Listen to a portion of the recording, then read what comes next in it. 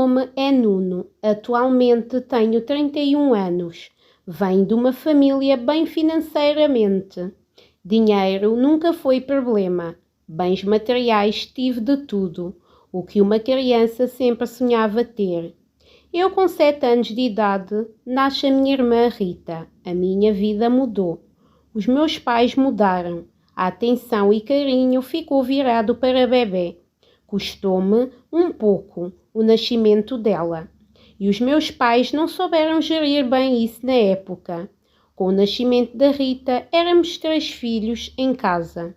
3 filhos de diferentes idades, mas 3 filhos com necessidades de atenção, de acompanhamento, com personalidades diferentes. Eu, em pequeno, sempre procurei receber amor.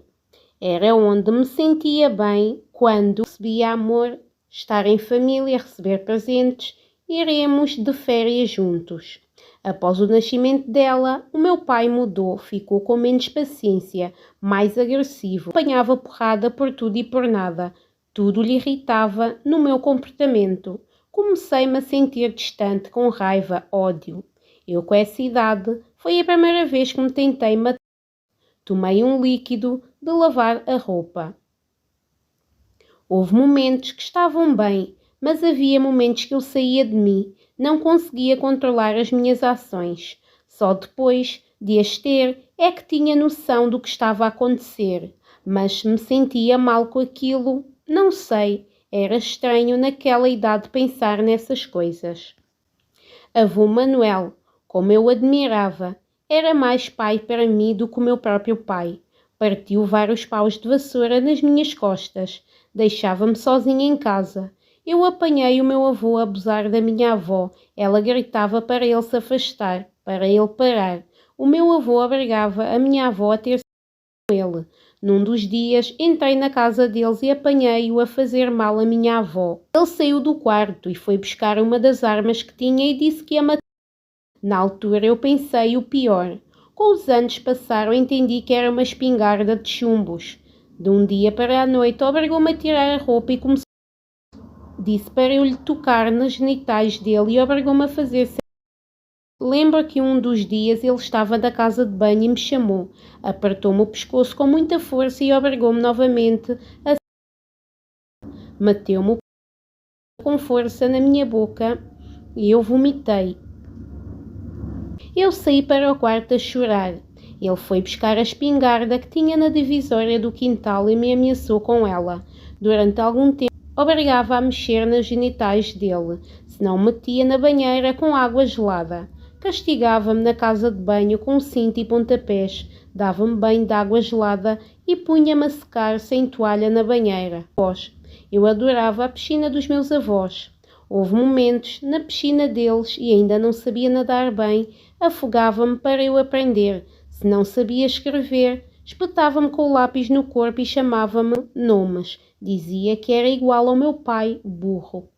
A morte dele foi das melhores coisas que tive na infância, mas os comportamentos dele e a morte mudou-me muito, doeu-me muito. Tornei-me solitário em casa, parei de ser interativo com as pessoas, afastei-me da minha família, não desabafava com ninguém, tornei-me limitado, sentia-me limitado nas tarefas na escola, em casa ou com os amigos, onde estavam os meus pais nesta fase da minha vida, que não conseguia desabafar, pedir ajuda. A minha avó Fátima, avó apenas por ser mãe do meu pai, porque nunca teve ligação comigo, sempre foi tudo para a minha irmã Sara. Após a morte do meu avô, tive que estar com ela mais tempo porque estava sozinha em casa e os meus pais queriam que nós lhe dessemos atenção, mas o que acontecia naquela casa com piscina era de tudo menos familiar. Comecei a sofrer de várias vezes da parte da minha avó. Dizia-me que lhe fazia lembrar o meu avô, naquele quarto nojento. Ela obrigou-me a tirar as cuecas e começava-me a mexer no. Tempos depois, obrigava-me a lamber-lhe. Lembro-me que ela obrigava a meter-me para que ela chupasse o meu. Dava-me banho de água gelada se não fizesse isso. Chegou-me a dar várias vezes uma manteiga de comer com pão que ardia na minha boca. Batia-me por eu não deixar a minha irmã Sara brincar com os brinquedos. Mandava-me para dentro da piscina e se eu saísse dela sozinho, eu fugi de casa várias vezes. Não queria estar com a minha família com medo que eles me fizessem o mesmo. Isto fez-me ter pensamentos e atitudes diferentes. Na casa de Fernão Ferro, eu e a minha irmã Sara trocávamos carícias, beijos, mexíamos.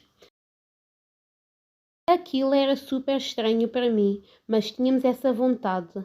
Mais tarde, no acampamento que fizemos com os meus pais, a minha irmã Sara e eu trocamos beijos na tenda enquanto os meus pais foram ao bar da piscina.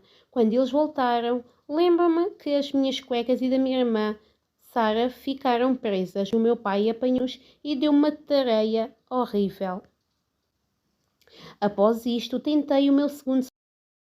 Ia para a escola com vontade de fazer asneiras. Metia-me muitas vezes na estrada para ver se o carro passava por cima.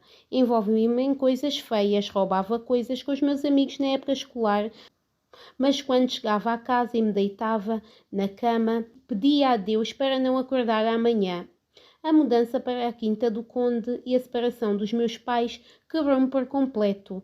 O pouco que ainda tinha de uma criança dentro de mim morreu no dia que o meu pai disse à minha mãe que o casamento deles tinha acabado por outra mulher. No dia seguinte enchi-me de comprimidos e tentei o meu terceiro. Só desejava a morte ao meu pai. Ele tirou-me tudo o que eu mais amava na vida, a família, as noites de Natal, as férias em família. Ele acabou com isso tudo. Existe algo mais especial, mais lindo do que ter uma família? Momentos em família, para mim, era o mais importante. Mesmo com tudo o que passava, eu chorava. Eu choro a escrever isto porque eu realmente queria ter um pensamento diferente, ter nascido diferente, ter passado por coisas diferentes e no meio desse acontecimento na escola nova sofria de violência na escola todos os dias por ser um miúdo novo na escola, por ser quieto e não querer falar com ninguém. Isso tornou-me rebelde. Querer fazer coisas para me dar com os miúdos da escola que me fazia mal. Chumbei várias vezes nessa escola, já não queria saber de mais nada. Já nada importava para mim. Os pensamentos de loucuras começaram a piorar. Nessa altura, a depressão era tão grande que sentia as coisas horríveis que estava a passar. Só queria estar no meu mundo em silêncio. Comprei uma arma. Dinheiro que roubei à avó. Ainda me lembro que paguei, passado 3 dias, combinei com a pessoa que me deixou num caso junto a uma lixeira. O que o miúdo naquela idade procurava em comprar uma arma. Não queria nada que os meus filhos um dia tivessem na mesma situação que eu, com as mesmas dores que eu, porque é sufocante, não tem saída. É como estar num quarto fechado. E os meus pais onde estavam para salvar? Eles não percebiam que eu estava mal, que faziam mal. Comecei a tatuar muito novo. E logo aí percebi que após o divórcio a minha mãe deixou de ter mão em mim, deixou-se de se preocupar.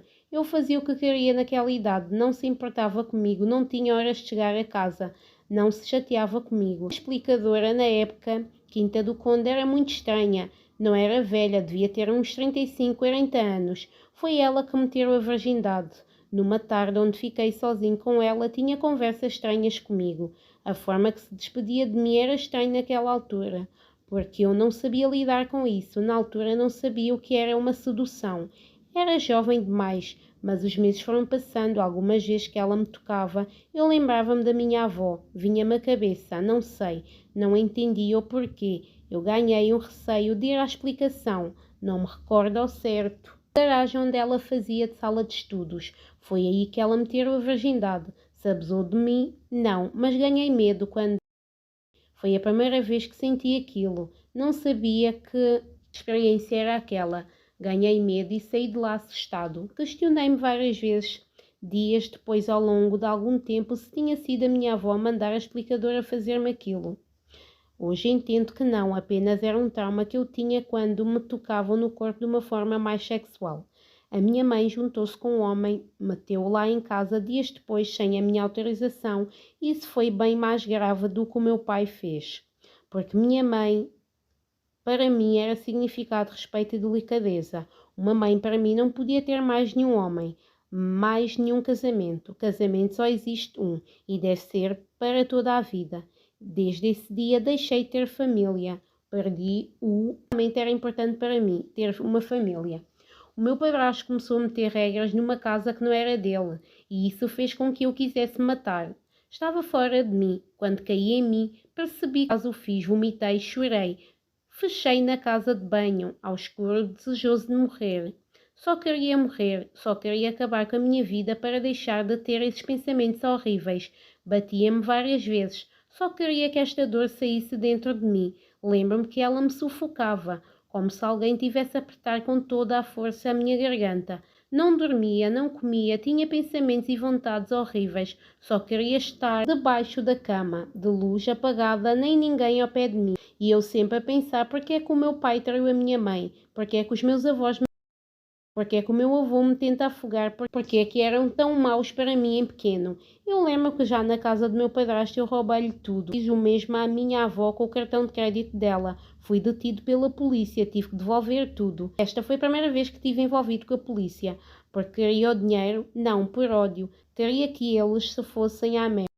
Não queria que eles fossem nada. Queria o pior para eles. Queria me vingar deles. Eu lembro que a minha irmã recebeu um carro de 9.000 euros e eu de 1.600.